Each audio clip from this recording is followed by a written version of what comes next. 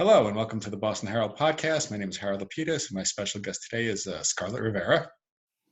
Most people know her from her work with Bob Dylan in 1975 and 1976. And I was lucky enough to see the Revue, Night of the Hurricane show in Madison Square Garden in December 1975. And as they say, believe what you heard. She has a website, ScarlettRiveraMusic.com, and which links to all her social media, her music, and other news. And before I forget, I want to thank Mark Perkansky, who set this up, and the Louis Kemp interview, which I just did. And so, hi, Mark. How are you doing out there in quarantine? Man? Oh, I'm good. I'm surviving pretty well artistically, and music is the thing that keeps my spirits up always. I can relate to that, certainly. So you're originally from Illinois, and want to know tell me a little bit about growing up, what your childhood was like, and the music you were exposed to, and so on. I would say it's a nice, small Midwest town, probably as interesting as Hibbing. Which is why I wanted to get out. And however, they did actually have an orchestra with a conductor and a band, full band. I mean, so this is when public schools actually funded the arts, and that really was a lifesaver because I was all about the arts from childhood on, painting, drawing, dance, poetry, and music. So that's what kept me going in that town until I could get out. And so you started with playing some classical music, and and violin wasn't your first instrument. I actually started on piano, but soon discovered that violin really was the one. And yes, it was classical, and that was really what elevated my mind in a kind of mediocre place. I was able to connect with the great minds of the other centuries. And that kind of paved the way for the contemporary great mind, which would come later. And how did the rock music of the time enter your life and enter your playing? High school. By high school, I was listening to Bob Dylan and other, John Mayall and the Blues Breakers, and, Janis Joplin and the Doors. And that definitely elevated my thoughts, especially the lyrics of Bob. As I was investigating you on your website, it said you were arrested for protesting the Kent State shootings in 1970, and you were later tear gassed at another protest. Did you want to talk about those experiences? The tear gas one was Washington, D.C., which was against the Vietnam War. Kind of similar to what is happening today. Yes, I saw a connection right away. Yeah. And the predecessor to that was in, I think it was like 7th or 8th grade, that I staged a demonstration of asking the orchestra, when the conductor was out of the room, to play a different piece of music when he came back in, and he asked for Tchaikovsky, and we all would pick Beethoven. And he knew I was the instigator of that, and he broke his baton over my stand and threw me out in the hall, and called my parents. So that was the beginning of being a rebel. That reminds me of some other people I know. And how did you uh, Scarlett Rivera isn't your real name. How did you choose that name? Well, if, for example, if you decided down to your soul that Harold wasn't your real name, wasn't the right name that fit you, you Mm-hmm. might think of doing something the same. So um, Donna just simply didn't, I did not feel like Donna ever. Uh, And I didn't care about associating with my last name either, and really didn't relate to my heritage until much later. uh-huh. So I threw them both out. Was it, And a name that Scarlett Rivera absolutely came to me. I'm going to write about it in more depth. are you working on your memoir? Or? I am. Oh, excellent. Is there, how far along is that? Uh, It's in a serious stage. Let's put it that way. oh, maybe we'll Yeah, have but to, there's a very in-depth thing about how I changed my name. and It's nothing I can do in 2 seconds and in 2 sentences. well, maybe we'll have you back when the book comes out. You can we can promote it then. Um, so famously, you were a woman walking around New York City in the mid '70s, and I'm from Long Island myself, so I remember New York in the mid '70s. And you carry around a violin case, and what was life like then? I mean, New York was pretty wild back then. Well, I was there on a mission, and the mission was to break through uh, violin into contemporary music. That is really what drove me to buy a one-way ticket to New York City, and really struggle in a very tough city. That was, you know, opportunities didn't just fall out of trees there. I mean, or meeting people. So, you know, I just made a little bit of progress and sat in with people, and I uh, had some accomplishments before Bob, but they were um, all, I guess, stepping stones of life in New York. It must be a lot easier carrying a violin than a guitar and an amp or a drum set around. um, and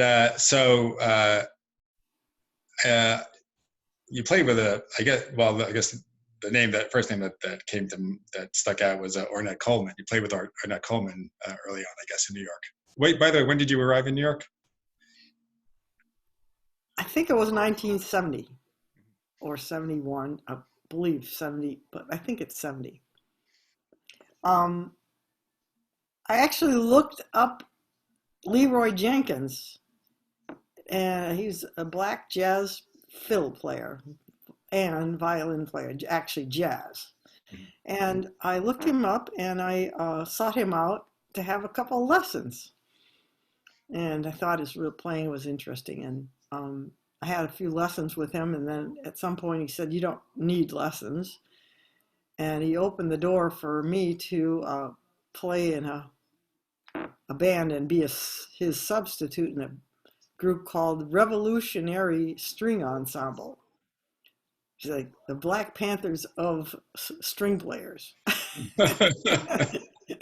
and and through that, he also introduced me after that group to Ornette Coleman, who was writing an off-Broadway musical. Not the musical itself, but the music for the off-Broadway musical. And I did that, and I got a chance to know him and rehearse with him and do the off-Broadway musical, and then all the horrible New York critics panned it, and it flopped in a couple of days. uh, um, and so I mean, of course, you've played with all sorts of people since then. Tracy Chapman, David Johansen, Kev Mo, Indigo Girls, plenty of people.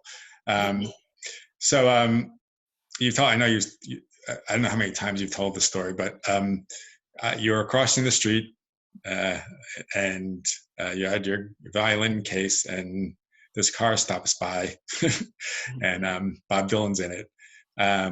So you told the story so many times, I don't even know if you're sick of telling it, but how long did it take you to even realize it was Bob Dylan? A little bit into the conversation, because he seemed, it didn't strike me as a Bob Dylan imitation after talking for a while. And then I realized I was actually talking to him, and that he convinced me not to cross the street and go to that rehearsal across the street. That he really, really wanted to hear me play.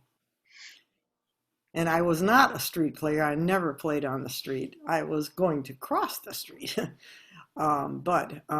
So he said he had a rehearsal studio right around the corner, and would I hop in and come with him so he could hear what I could do.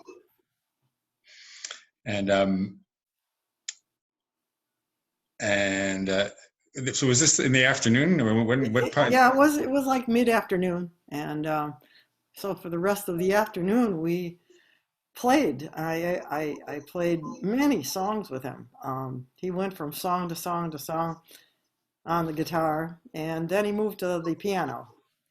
But he never told me what key he was in, or didn't give me a chart or any chord chart. I mean, chord symbols, or tell me what key it was in or anything. No hints, no clues. And nor did he play his hits in case I was a Dylan fan that just knew his songs well. It would have made it a lot easier. So he made it difficult. But of course, you passed the audition, needless to say.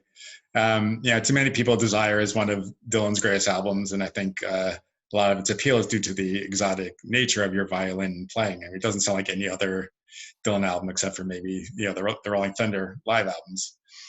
When you think of the Rolling Thunder Revue, what's the first thing that comes to mind? I guess that it was a magical experience, for me, from beginning to end. It was like mythical, a mythical carnival that came to life with great exotic and eccentric characters in the play. Now, the stuff that you wrote, the violin parts that you wrote, you just think of the song Hurricane, and then those what you play immediately come to mind. Now, were those things that you sort of, obviously you had to learn them in real time as he's playing them, but did they pretty much stay the same from what you originally played? Because those are pretty unique riffs and everything that you're playing. Yeah, I actually, Mark actually sent me recently the Forbidden Hurricane, one that was called Banned. That was his attorneys made him go back and re-record it because there's certain litigious things in it that would have caused Columbia to get sued, perhaps. Right. So then he thought about, well, can he punch in? Can he punch in those, words? And it turned out that he couldn't. So we had to go and re-record it. But listening to the Forbidden version, I didn't come up with those iconic parts in that version. And it was also extremely slow, and I don't think it would have been the big hit that it was if that version came out. So having the opportunity to go back in, I knew it a little better, and that riff came to me, and that was the riff that really kind of made it instrumentally. I think Dylan's quote to Columbia was, "Oh, if they sue us, we'll crush them." But I guess they didn't believe him. Well, it turned out to be a blessing in disguise because the hurricane we ended up doing because they pressured him to do it ended up being the great one, the great Yes. version. Oh, definitely. Yeah. Um, And it was faster and more driving and all that too. yeah. Um, so obviously the Martin Scorsese film came out. I was going to say last year, but it's like technically 2 years ago now. And the way I watched it 4 times the first week it was out, and then I watched it again this week to refresh my memory. And one thing I took away from it that especially in this politically charged times was there was all this bicentennial kind of phony patriotic stuff and Nixon and Gerald Ford and all this other stuff. And then there's Bob Dylan and the music and him singing about Hattie Carroll and Hurricane and so on, really being the antidote of what was going on at the time. And it's why it's one of the reasons I connected with him, and entire generation connected with him. But this. And I didn't have 4 hours to watch Ronaldo and Clara again this week, but which I did. I do like it, that movie, but I would say it's pretty complicated to get through. So first of all, let's start with Ronaldo and Clara. What did you think of the movie? Well, I really didn't understand why the critics panned it so much because they always seemed to want, for years, just hounded him about wanting to know behind the scenes. What's the behind the scenes of Bob Dylan? What's the behind the scenes of being on tour with Bob Dylan? What's that being in the dressing room like? And he finally gave him behind the scenes, and they absolutely massacred it. And I just didn't understand that. So other than being long, I thought it was very interesting. But Rolling Thunder's long too. Yeah, I think after the mid '70s arc of great reviews, it just seems like it didn't matter what he did at that point. It seems like the critics just soured on him, and if he, you just seem to have fallen out of favor. But I think a lot of people who can get their hands on it have seen it since, and it's getting. I think it's a masterpiece. I can't pretend that I understand everything about it, but the footage, of course, is amazing, and a lot of the symbolism and the improvised scenes are fascinating. So now there's yes, I agree. It's like a lot of his things. Like he does things, and years later, people say, "Hey, that was really good." If he can't get it anymore or see it anymore, and he's gone to a million other things. So there was a picture. So you went to the premiere of the Scorsese film? Yes. I assume was that the first time you saw it? Was that night? Yep, it was. I didn't get a hint. I didn't get a hint of what was in it. I did talk to a couple band members that saw it. One band member that saw it ahead of time, mm-hmm. But he didn't fill me in on what a couple of things. Yeah, a friend of mine said there was a gimmick, and that's all he would tell me. Because I'm glad I was kind of fooled the first time. I didn't want to know what's happening. So first of all, so what did you think of that film? And what was it like seeing that old footage again? There are interviews with you at the time, and do you even remember them? I mean, what was it? It must have been a very odd experience revisiting things from almost 45 years ago. Oh, it was. I was enthralled by seeing the live footage. I'd never seen the live footage or myself from the audience perspective for those shows. Mm-hmm. To that degree, this was absolutely stunning, and it reminded me how great it was. It was as great as I thought it was, and I realize now why, for decades, many decades, people around the world from every country and multi-generationally have, or whoever have actually witnessed those shows said it was one of the great shows they've ever seen. So I was able to sit back and go, wow, and I was quite stunned by the footage, especially the live footage. And seeing, my face paint was stunning. I didn't remember that particular butterfly that I did on my face. And I also did not, but I did not remember the interview I did in the Rolls Royce. It just slipped my mind how and when that happened. Well, I'm sure there's a lot going on at the time. But it was very beautiful. I mean, I'm glad the things I said when I was interviewed were interesting. Definitely. So there was, you don't even remember why you had, so there was the butterfly on your forehead. That was, you don't even remember why it was there. Oh, no. I just don't remember that particular butterfly. I started to get to your question about face painting. Mm-hmm.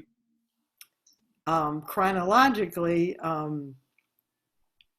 Ken Regan was the tour photographer, and every photograph was dated.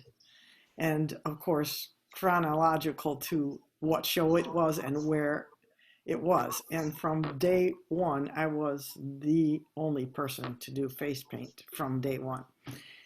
And it was symbolic.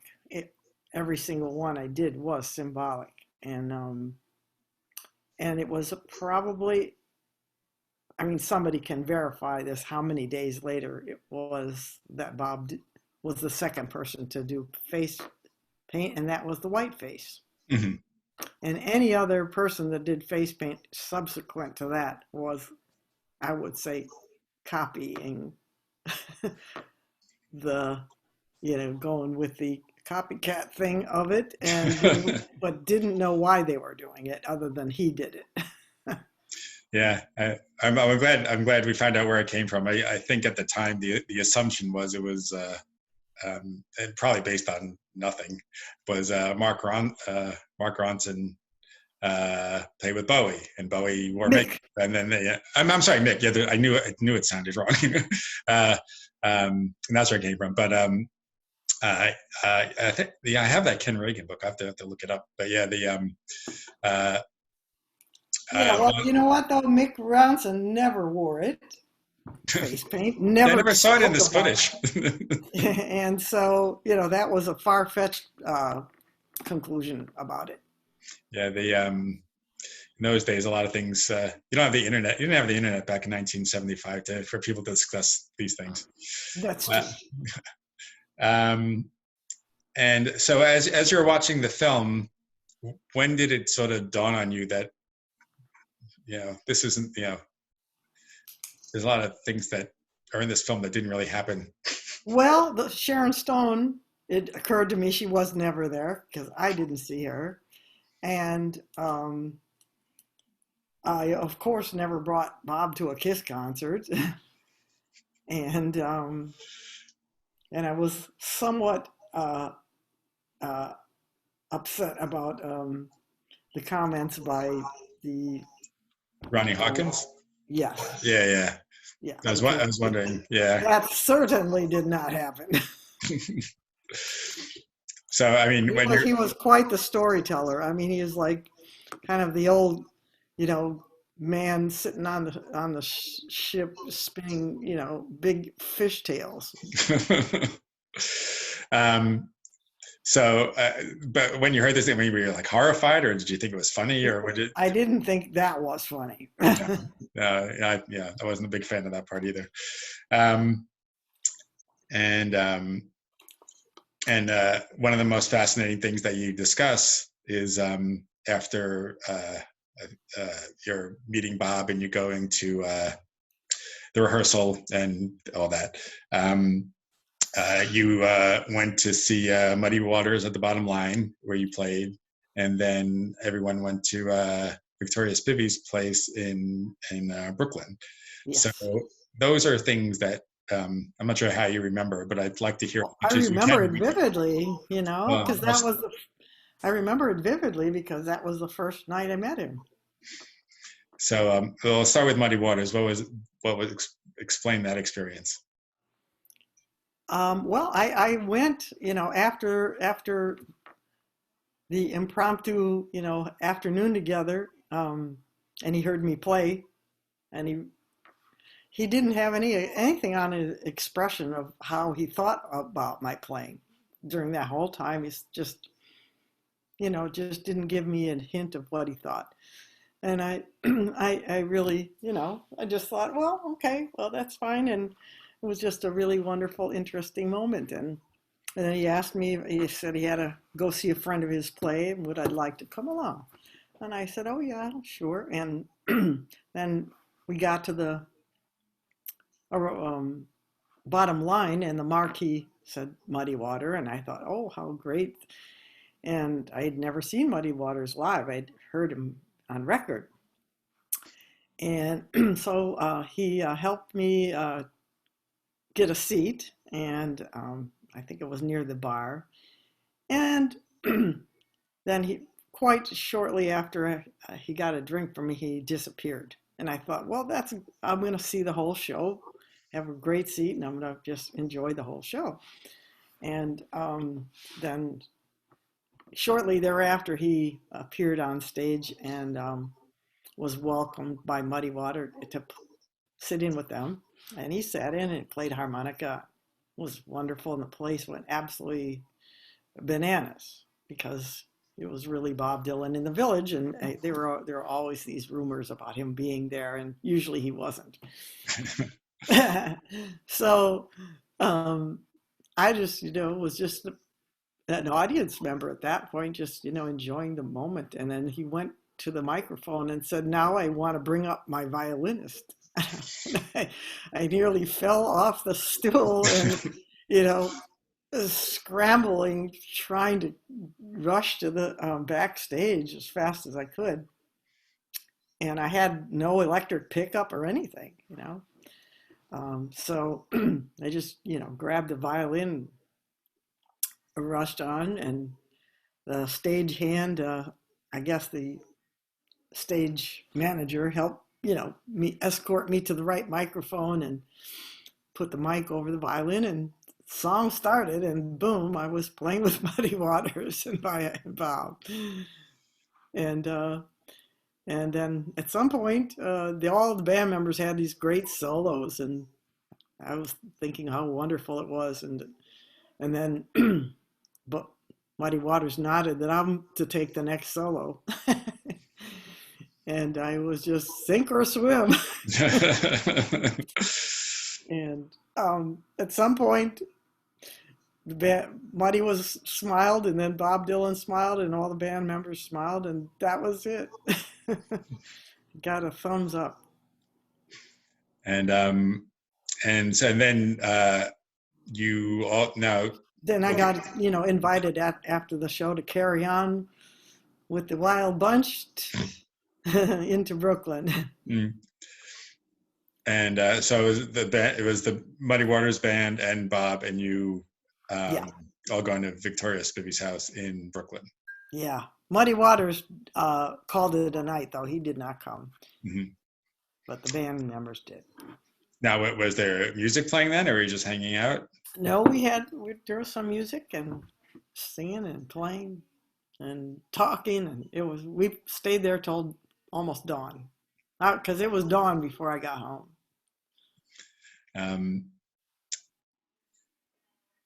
And I read somewhere that Bob drove you home. How's Bob as a driver? It was fun, and I think I had a one-way street, and he backed up the whole way to my house rather than go around the block. That sounds like him. There was a scene with you and with Mama Fresca in the Dream Away Lodge. Yeah. It's a short scene, but what was she like? What was she doing there? Oh, I think she was I assumed she was the proprietor of the place. Mm-hmm. And she was just, greeting the band and just telling people a little bit about the history of the place. And was she fixing your hair or something? I'm trying to remember what was in No, no. no, I don't remember doing that. um, so you go from being someone who's played here and there, and all of a sudden you're playing these medium to eventually big and eventually huge venues. And from the footage, is like Bob is playing. Looks like the old-fashioned, just regular acoustic guitar, not plugged in, and I'm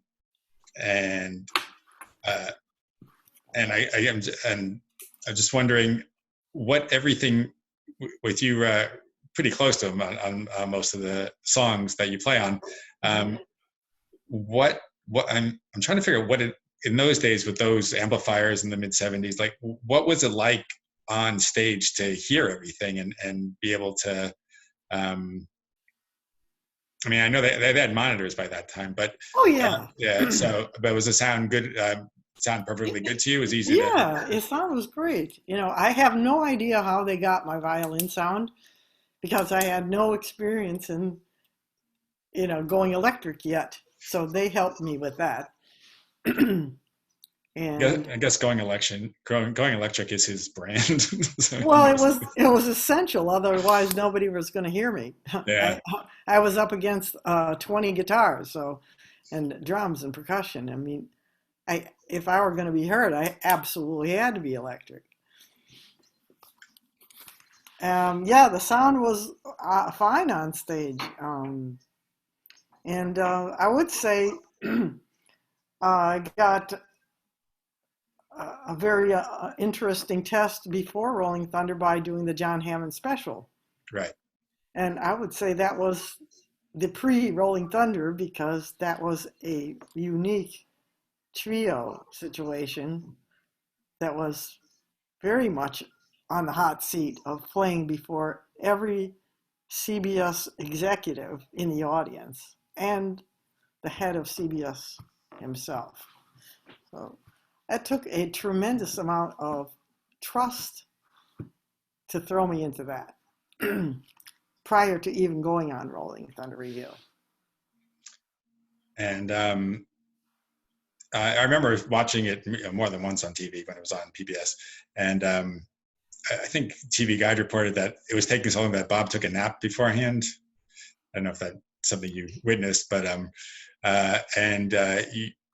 so you did Hurricane, Oh Sister, Symbol Twist of Fate, which I'm not sure you had practiced, and then you did Hurricane. No, we practiced only in the dressing room once. And so after that, and when did it become clear that this was going to be a tour and you would be part of it? Oh, when I got the invitation to be on the tour. And was that after John Hammond? Yes, after John Hammond. Yeah.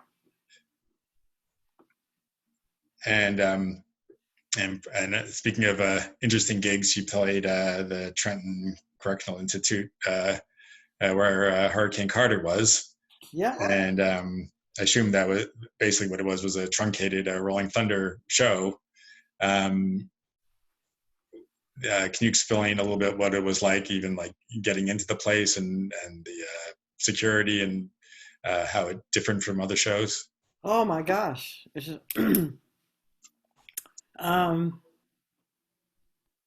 was sad and uplifting at the same time, going in to a maximum security prison, knowing that we were going to bring in some light into that place. And so that was the very great part of it. And knowing I was going to get to meet Reuben Hurricane Carter was a fantastic thought. And but actually being in there, it was, daunting to see the faces of the guys who, when when you leave, the light's going to go out, and it's not going to last that long. Mm-hmm. So, but it was an important thing to do, and I think it was a great thing to do. Yeah, and I was glad there was at least some of it was there was some footage in the film to give Yeah, you an idea of what was going on. yeah. So again, to backtrack a little bit. So did you get any advice or support, or did anyone give you any sort of pep talks or anything before? Did they realize, you know, I mean, you're dealing with people like Joan Baez and Roger McGuinn, and people have been, you know, playing bigger places for years, and I mean, did you have nerves? Were you just like ready to go? Did you take it in stride? How did it all Um, come down? the person I got the most support from was Bob Dylan, and I really didn't need any more support from anybody else, frankly. I was asked to do the sit in with the opening band, and I said no, because I didn't really care to. Uh-huh. For any particular reason, or you just Why would I want to? Why would I want to do that? when you can play with Bob, why would you want to Right. play with anyone else? Yeah. Um, I wasn't that enthralled with the opening act, and to be honest. um, um, so on your one of the things in the movie shows you the violin with the Blues for Allah sticker on your violin, and that was around the time I was getting into the Grateful Dead, and so were you a Grateful Dead fan? Is that I was never a Deadhead ever, but I liked some of their music. mm-hmm. I was aware of them, and I loved that sticker. And so that sticker was very, symbolic to me.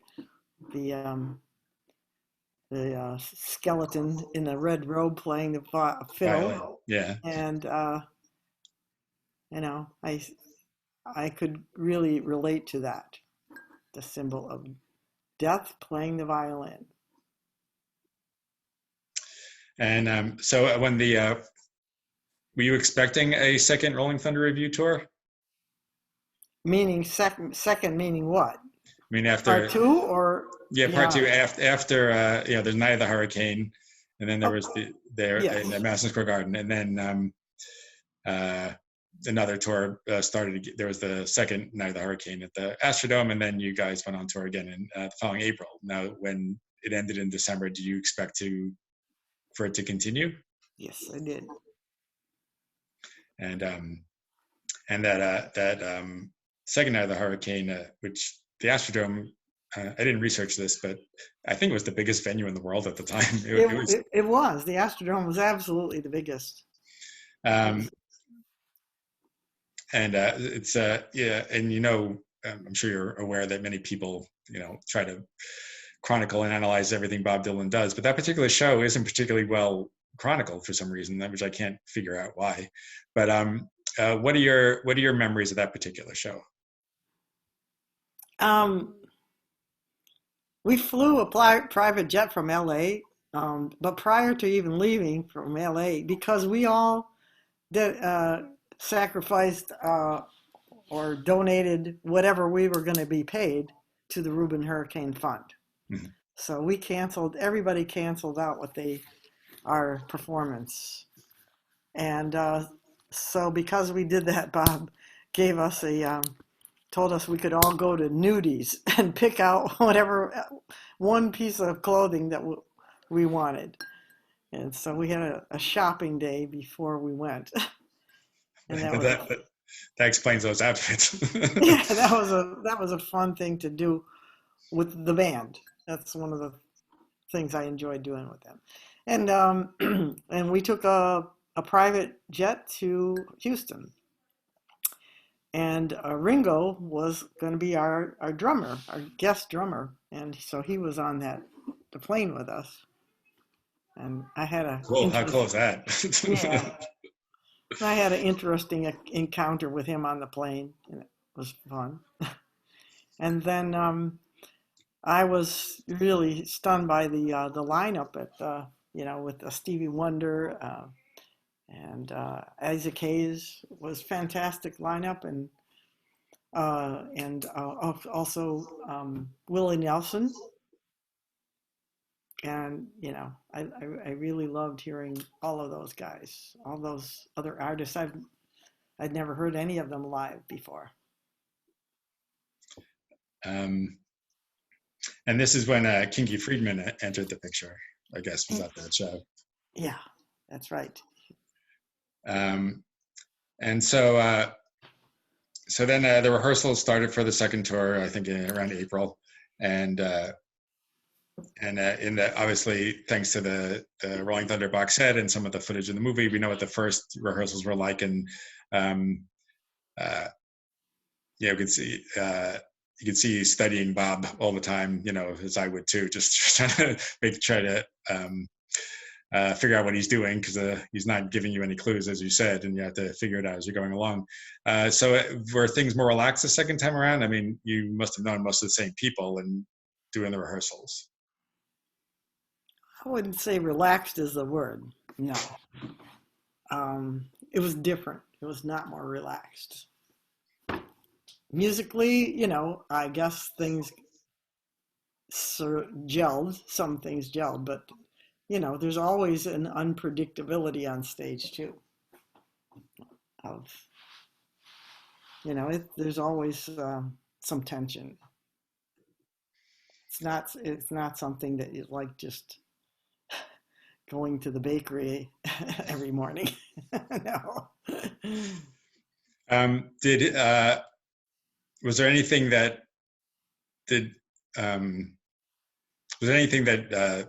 Dylan did that was similar to Simple Twist of Fate, where you just did some song that you didn't really know?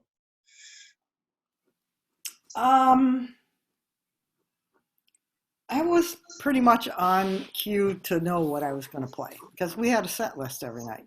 Okay.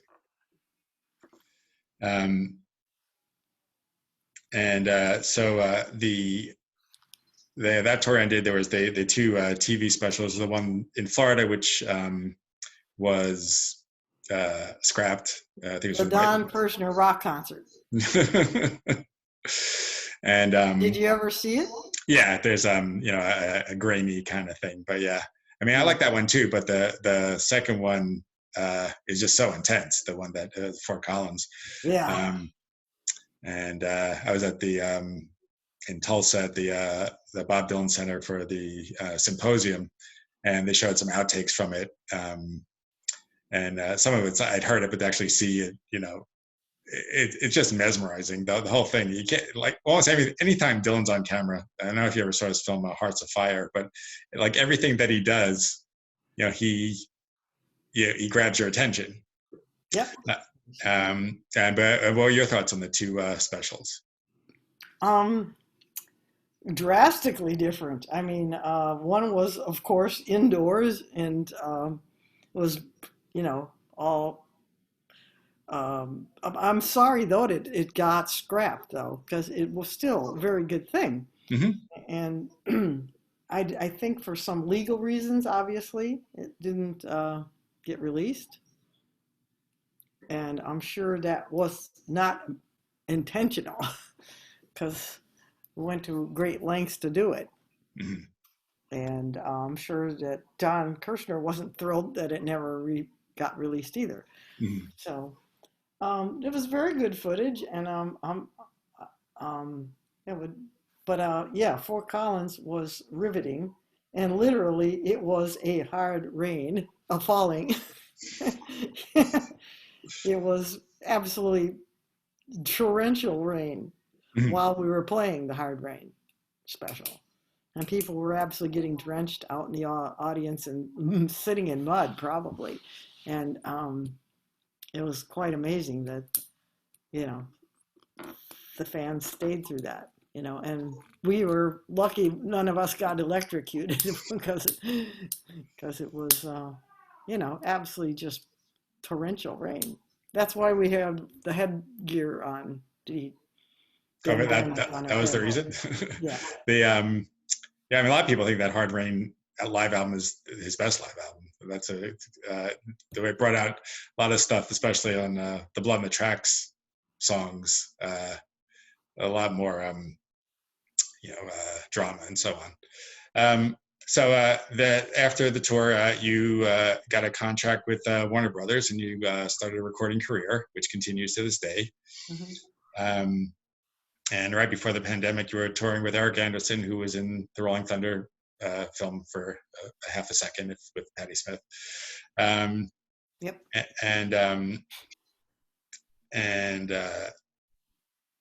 And you've done so many things. As I said, if you go to Scarlett's website, it just lists so many things. You were at a Joni Mitchell tribute. There was another Brandy Carlisle concert too. Yep. That was another tribute to Joni Mitchell. Her Blue concert, beautiful concert of all of Joni Mitchell, and I'm close friends with Joni to this day, which is a great thing. It looks like her health is returning from whatever little social media she's doing, which is good to hear. Yes, she's bouncing back fantastically. And to say, once the pandemic's over, I assume you'll probably try to go back on tour.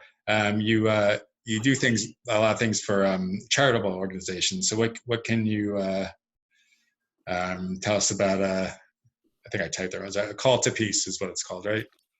Call to Peace is a world music group that I'm a part of, mm-hmm. And we have recently renamed ourselves Corazon because it's a nice one-word. Matter of fact, I came up with that title for the band. And we play music from around the world, South America. Our percussion player is really a fantastic trap player, but he's great on tablas as well. And we have also integrated an opera singer into our band. So the rare opera singer who wants to cross over and bring the beauty of opera into something completely out of that opera world. And hopefully all the band members' names will be there on my site too. And another thing you're really into is animal rights? Absolutely. I've been involved in the protection of animal rights and endangered species for decades. And that is one of my great passions other than music, is protecting them and their habitats around the world. And I have done countless free concerts to benefit, raising funds to protect and to also to fund, wildlife sanctuaries that, don't get any funding from the federal government. And of course, still recording music. You have an EP called All of Me, and it has this. Hopefully, I can put this on the website, but there'll certainly be a link to it. You have a song called Lady Liberty, which you recorded, I guess, a little while ago, but it sounded like it was recorded yesterday. I mean, it is part of today. It is part of today because I wrote it the month after the person in question here mm-hmm. on our national stage got into that office, the high office, mm-hmm. and I was too depressed the month before to even write it. So I wrote Lady Liberty the month after he seized the White House. Right. Kidnapped it. Yeah. And so, yes, the lyrics are very relevant to this very moment, and we are not out of danger yet. No, the only, I mean, it was 1 week left, 7 days, and then he's out of office, but then what? But at least we have to make it through that week, and he's a little on the unpredictable side. So anyway, I do encourage people to watch the video that goes along with my song. Yeah, it's a great video. Yeah, I definitely. And on a more lighter note, the song on All of Me, Songbird, I wrote for Joni Mitchell. Oh, And the lyrics are about her. so that as I said, I'll have a link to your website on the blog that goes with this video, and people can check out Lady Liberty. Can they hear the other song yet on the website, or is it something? I think all of the songs are on the website. They're on Spotify. They're on Amazon. No, the usual. The usual. The usual places, and also you can purchase a vinyl. It came out in ruby red vinyl as well. Not Scarlet Red. Yes, Scarlet Red. All right. Well, thank you very much, Scarlett. This has been quite a treat. Never thought I'd see the day where I actually get to meet you face to face, even if it's virtually. As I said, Scarlett's still very active. Hopefully, you'll be on the road sometime in the not too distant future, and people can go see you and listen to her music and buy her record. And thanks for your time. You're welcome, Harold. It's been my pleasure. I can't wait to get out in the world again and play. I've been invited to Germany and Spain and Italy and England, and including the Cambridge Dylan Fest. Oh.